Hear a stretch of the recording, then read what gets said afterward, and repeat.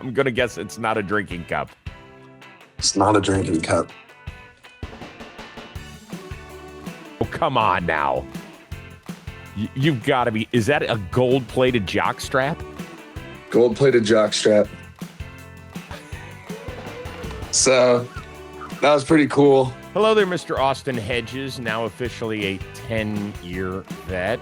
That happened earlier this year. Was there a huge, is it like turning double digits, like a birthday party when you do that in the major leagues?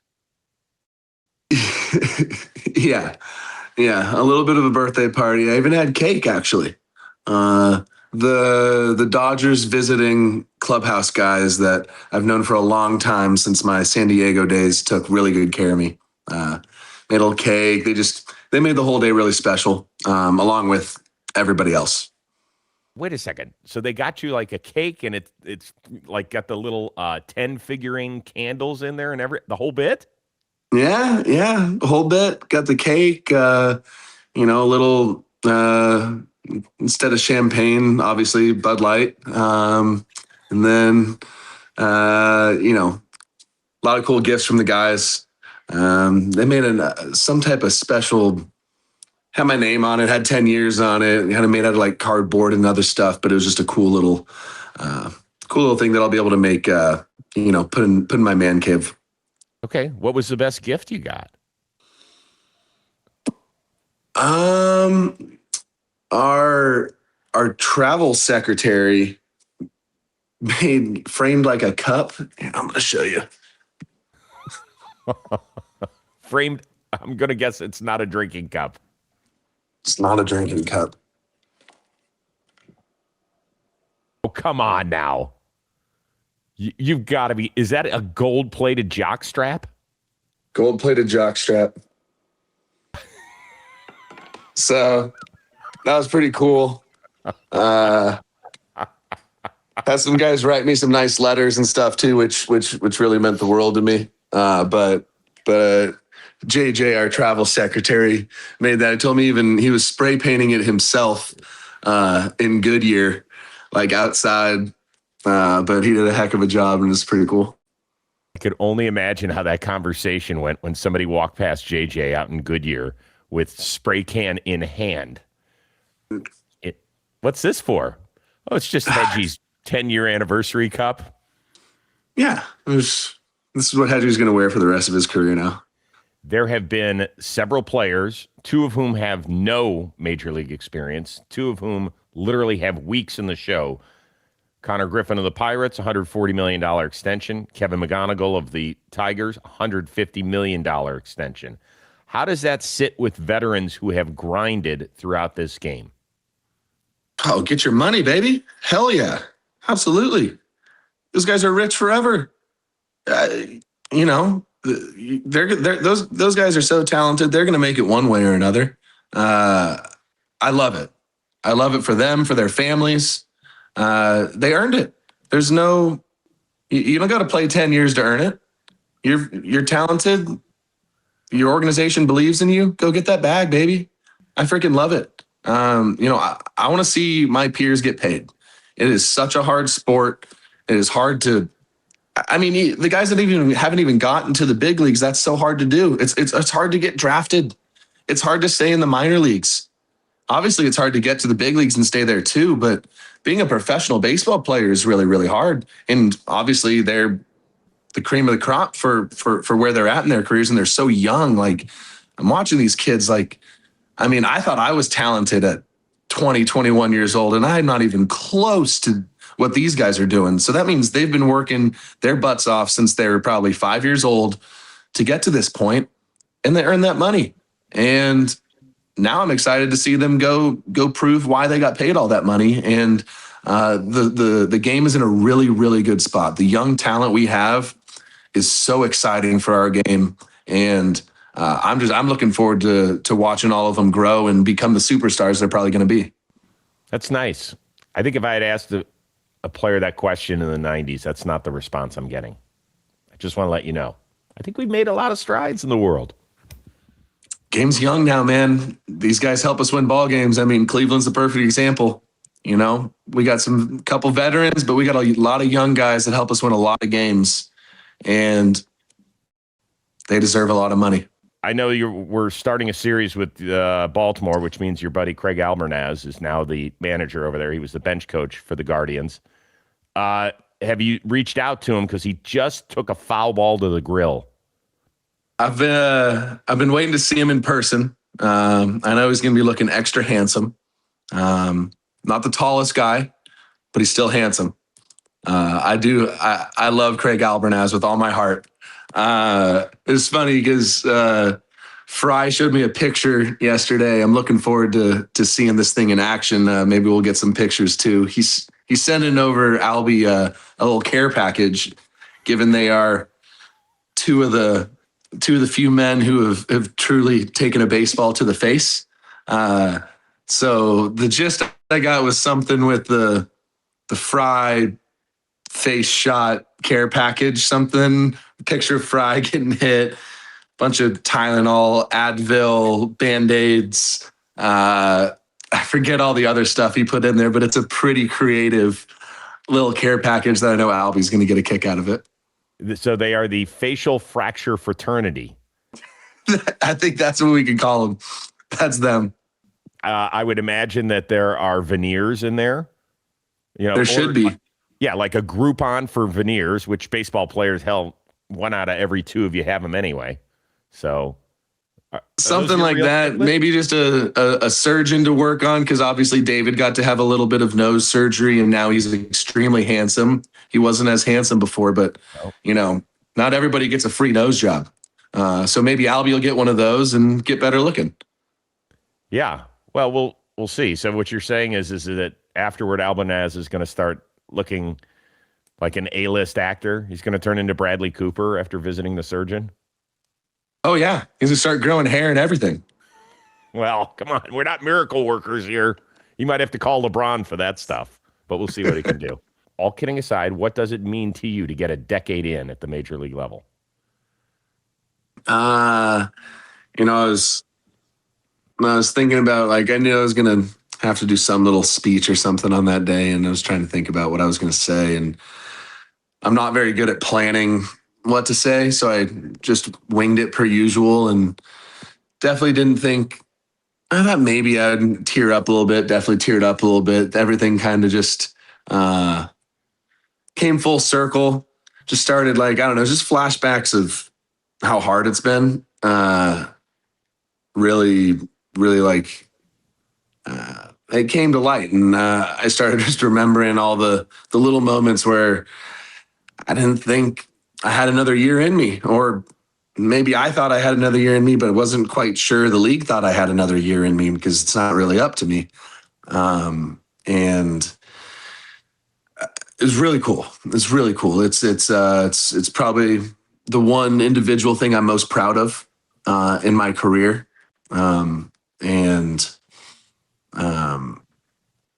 I mean, even as I'm thinking about it now, it just reminds me, like, it was, you know, everyone thinks they're going to have this crazy, you know, bunch of all-stars, all this stuff type of career. And mine didn't really go that way, but to be able to survive, to last, to, you know, help some clubs win, has been an honor in my life. And to be able to get to that threshold of 10 years, it's something I wanted the last few years, you know, kind of once I got to 8, like, I wanted it really, really bad. I was like, I'm going to do literally whatever it takes, you know, if that means, you know, getting sent down, if that means, I don't know if that meant playing overseas. I don't know, but I was going to try and figure out a way to get to 10 years. And now that it's there, it's pretty cool. I feel like now I'm kind of playing with house money,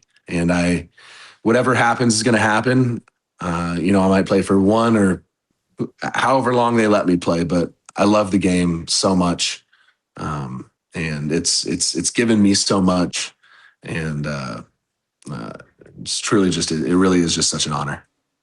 Do you feel bad at all for the umpires, because now their work is put on a scoreboard for 30, 40,000 fans to look at and howl at every night?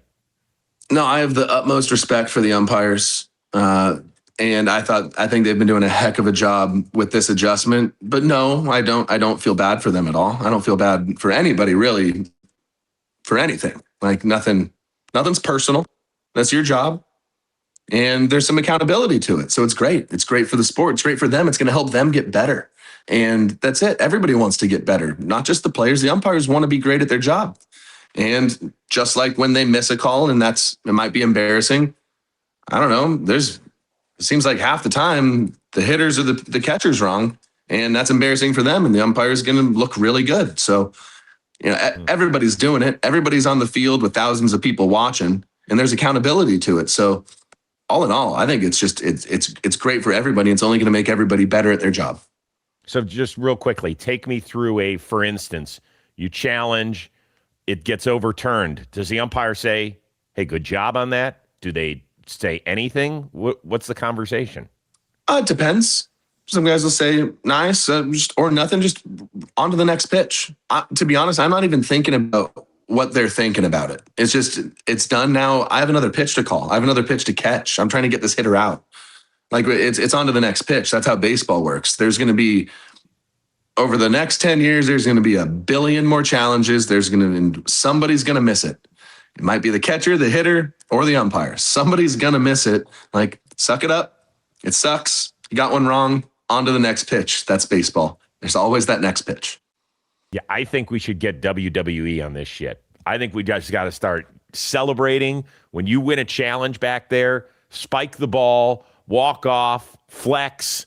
Let's just take the entertainment value up to another notch, and I think you're the guy to do it. That's a stretch. Didn't think so. Everyone's learning it kind of together right now. So trying to have as many conversations with the umpires as I can, going back, watching video, trying to learn, where these pitches were. Was this pitch worth challenging? We're, as an organization, we're doing a lot of that too, trying to figure out, when the advantageous times are, because, you don't want to miss a pitch you could have challenged, but also you want to make sure you have your challenges in the big situations if you need it. But just the concept of just knowing the strike zone is so important. It's always been important in the game, but it's never been able to be defined. Now it's defined, and there is an actual strike zone.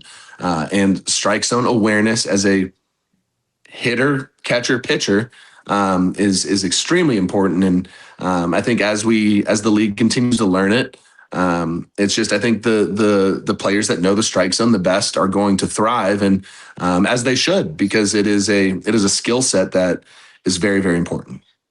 So do you get nervous when you tap your head? Or are you like, oh my God, this better be right? Depends on the situation. We try and be aggressive in certain situations. If it's a big situation, it's going to end in at bat, maybe a 3-2 count or something. Got to take your chance. I think that's 50-50. I think that could have clipped. I'm willing, and our team is, everybody agrees with it. We're going to take our chances, even if we're wrong in these big situations. It definitely doesn't feel good when you're out there lonely on that little island, and you see that scoreboard pop up, and that's 3 inches off the plate, and you're wrong. But I mean, and that's part of it now. So it definitely gets the heart rate up a little bit, but it's cool. Well, it's his 9th time on the mound as a major leaguer. He's thrown 8 times before this, so he's used to it. Yeah, he knows what he's doing out there. The pitch, swung on, drilled to left. Down the line it goes, running to that line. Kafis with the catch. Half the reason the Guards brought me back this year gave me, a little incentive bonus because my WAR was so much significantly higher the last couple of years with my pitching abilities.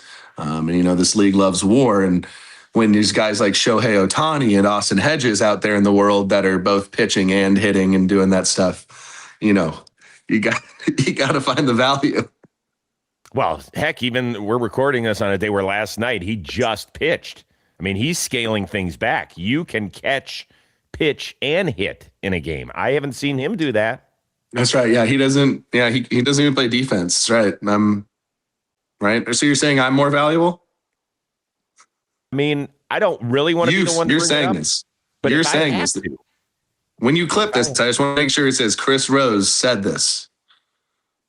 I am willing to say that there are times on a baseball diamond if we use you at catcher, pitcher, and hitter all in the same game. God, I better play really good at all of them. I better play really good. Well, speaking of which, you're off to a nice start there in that batter's box, my friend. How hard did you... Is this just something we're finding? Or is it something... Because we've talked about it. You're like, I don't like looking up at the scoreboard and seeing some of the numbers that I've put up there in recent years.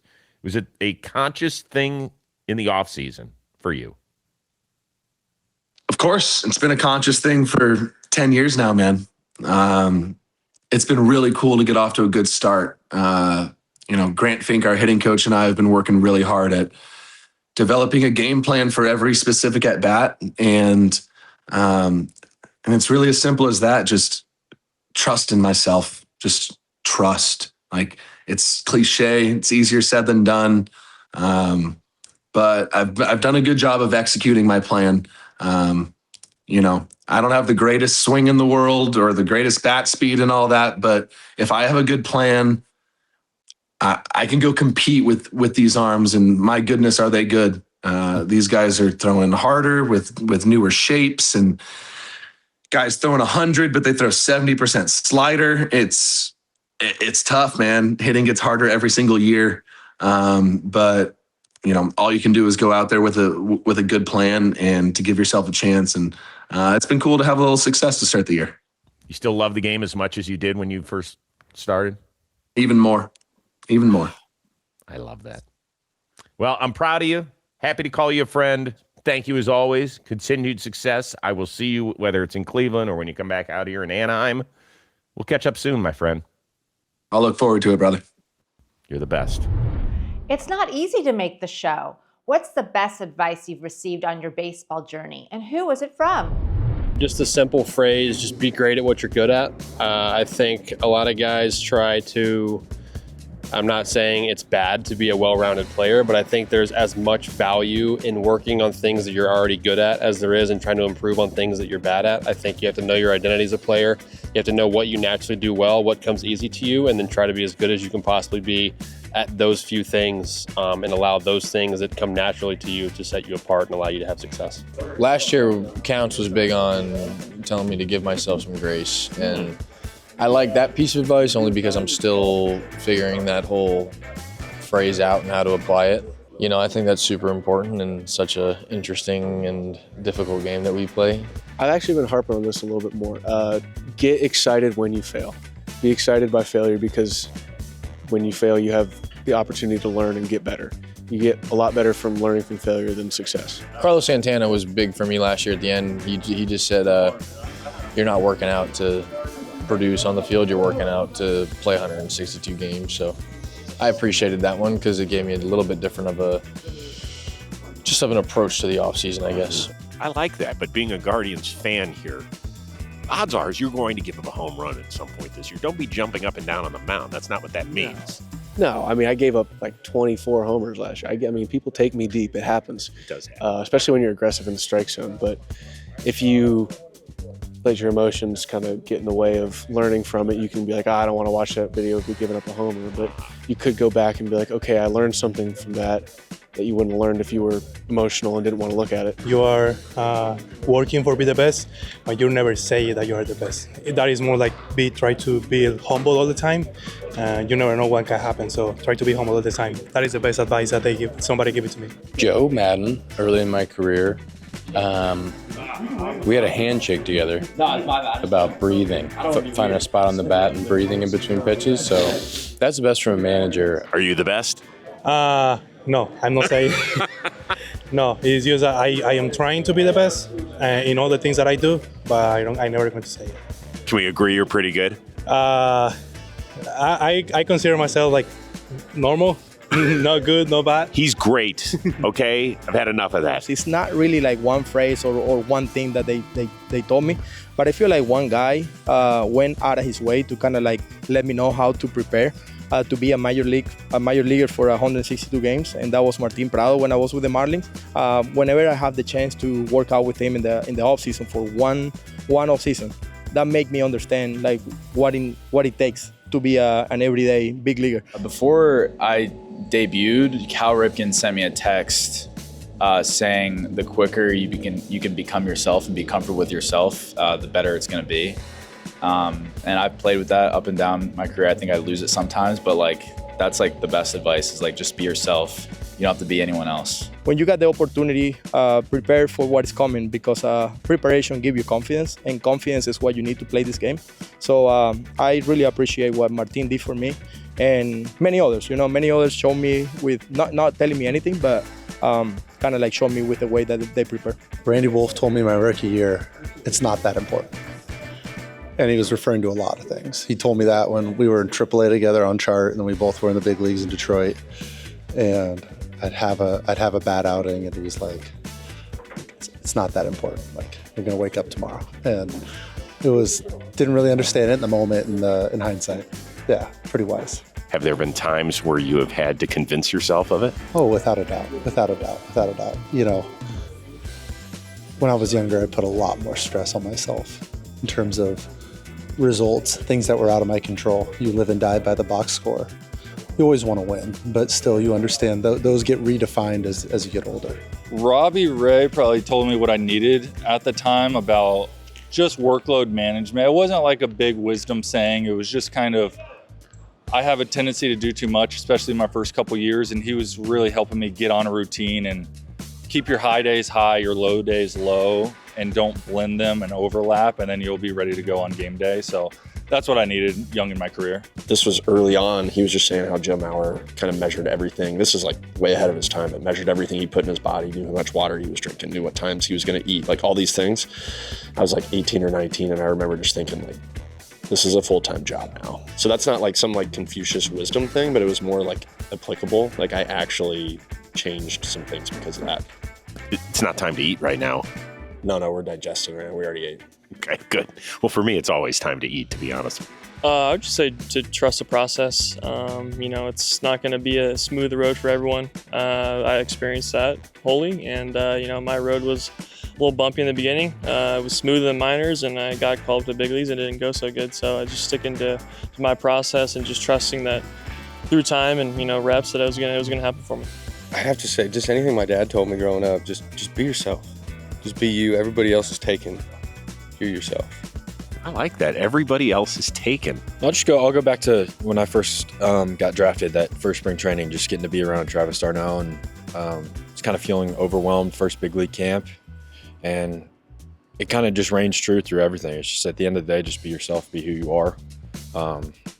If you try to be anything other than that, it's just you're working against yourself. So just like basically keep it simple, just be who I am.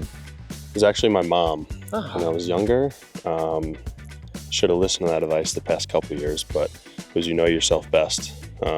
She knows me better than I know me, but that's advice I wish I had listened to when I was younger, but one I'm definitely listening to now, and I feel better because of it. Who gave you the advice to hold coffee on a brisk morning in the desert when you're doing an early morning interview? I think that was just instinct. If you put something warm in your hand, it might help you out. You probably should have put a jacket on. Are you warmer because of it? Absolutely, yeah. See, for all you young ball players out there, if there's some fat media guy that asks you for a morning interview, bring a cup of Joe. You're going to be just perfect.